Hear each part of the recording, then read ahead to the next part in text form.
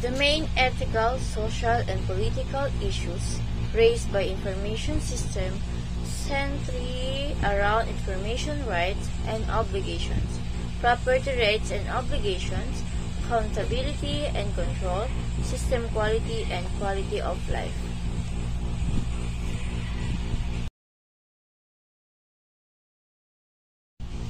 Social issues spring from ethical issues. As societies develop expectation individuals about the correct course of action. Political issues spring from social conflict and are mainly concerned with using laws that prescribe behavior to create situations in which individuals behave correctly.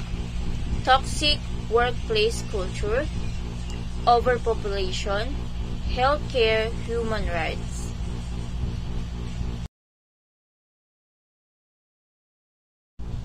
Information rights and obligations.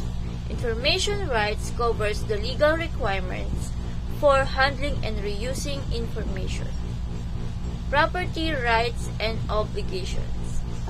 The core image of property rights in the minds of most people is that the owner has a right to exclude others and owes no further obligation to them. Accountability and control. Accountability is enforced by means of control.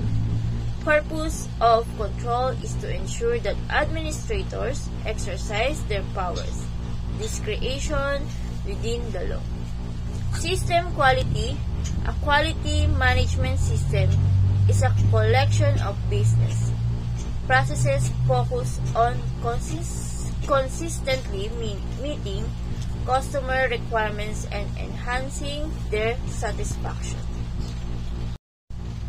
Quality of life is defined by the World Health Organization as an individual's perception of their position in life in the context of the culture and value systems in which they live and relation to their goals, expectations, standards, and concerns.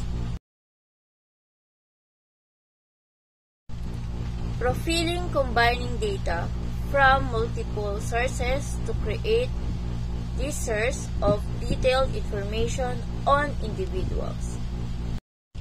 Non-obvious relationship awareness, NORA, combining data from multiple sources to find obscure hidden connections that might help identify criminals or terrorists. It includes tracking or individual cell phones.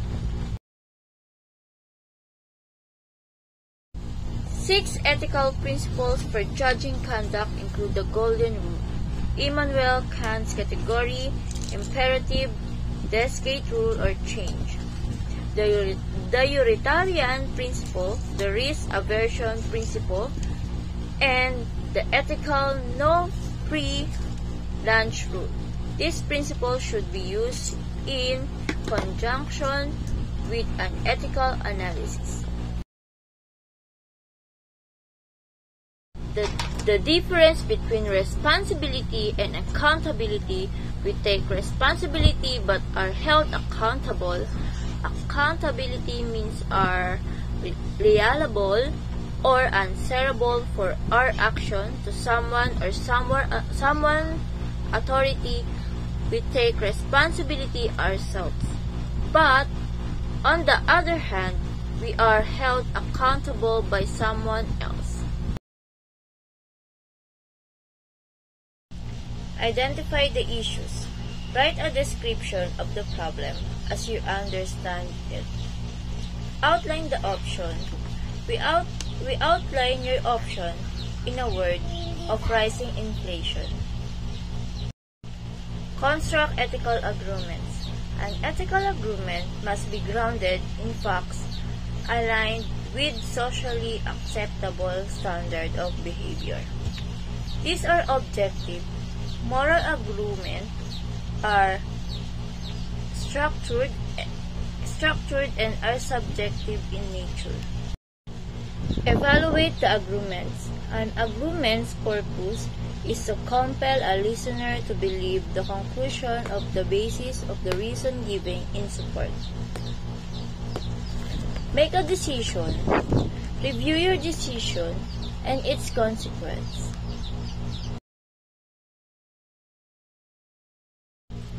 1. Ensure integrity in a business. The function and use of information must be done with integrity. 2. Must be informed. The users and the relevant people must be fully about the purpose, method, and intended possible uses. 3. The confidentiality of information.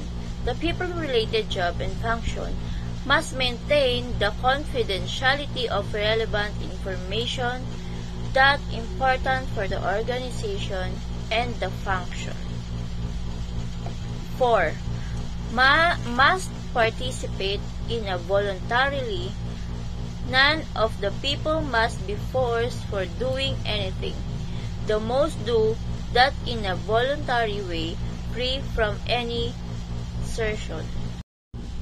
5. Harm to participants must be avoided. Those facts and people are considered as harmful for the system must be avoided. 6. Independence. The independence must be clear, and any conflicts of interest or partiality must be explicit.